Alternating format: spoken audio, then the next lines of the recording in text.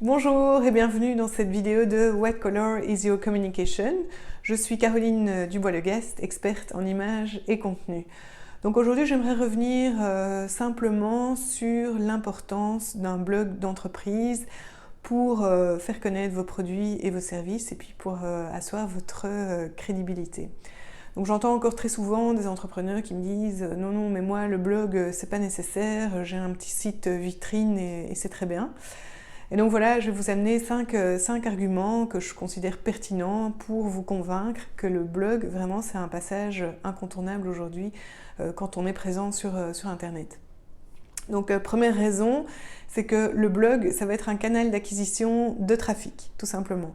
Et c'est pas mal comme argument, c'est même un des arguments principaux. Parce que forcément, si vous lancez votre site internet, votre fameux site vitrine, et puis que vous n'avez aucune stratégie d'acquisition pour faire venir votre audience sur votre site, eh bien, il y a de fortes chances que vous aurez un pic d'activité la première semaine, vos amis, votre famille, vos connaissances vont venir voir votre site et puis après ça va être le désert. Et d'ailleurs c'est un peu le concept, finalement ce serait comme ouvrir un magasin au milieu du désert. Donc ça c'est le premier argument. Le deuxième, c'est que c'est bon pour Google, parce que on sait aujourd'hui que Google va privilégier des sites sur lesquels il y a du mouvement.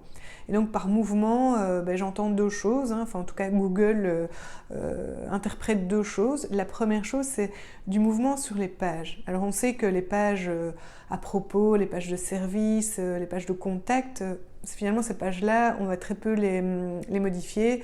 Une fois qu'elles sont construites, il y a même très peu de raisons d'y revenir, sauf gros changements. Tandis que le blog, là typiquement, c'est une page qui est destinée à accueillir tous les changements qu'on souhaite. C'est vraiment un terrain de jeu. On peut vraiment y amener régulièrement de nouveaux articles, de nouvelles vidéos, des illustrations. Enfin ça c'est un petit peu c'est une foule de liberté par rapport au blog, à la page blog. Mais quoi qu'il en soit, c'est en tout cas une page qui va être amenée à être mise à jour, à être actualisée. Et ça crée du mouvement, ce fameux mouvement que Google apprécie.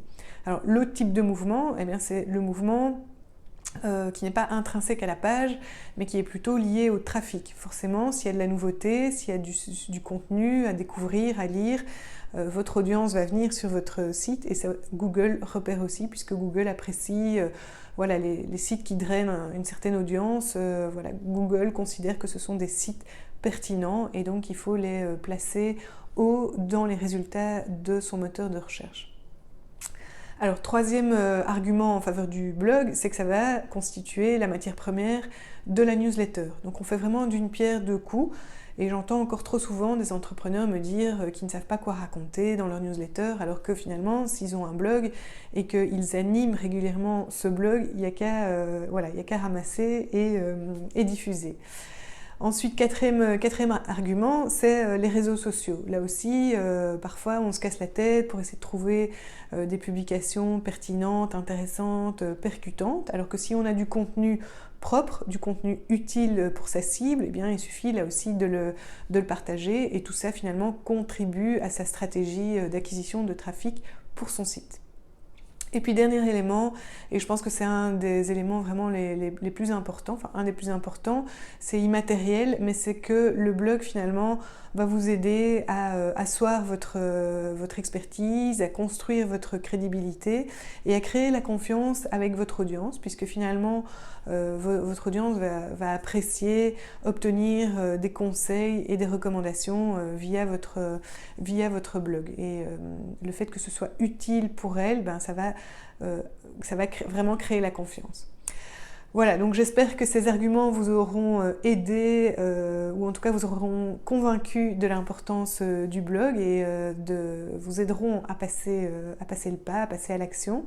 Si vous avez des questions ou si vous souhaitez de l'aide pour alimenter et construire ce blog, eh bien je vous invite à me contacter caroline@whatcolorisyourcommunication.com et je vous dis à très bientôt. Au revoir.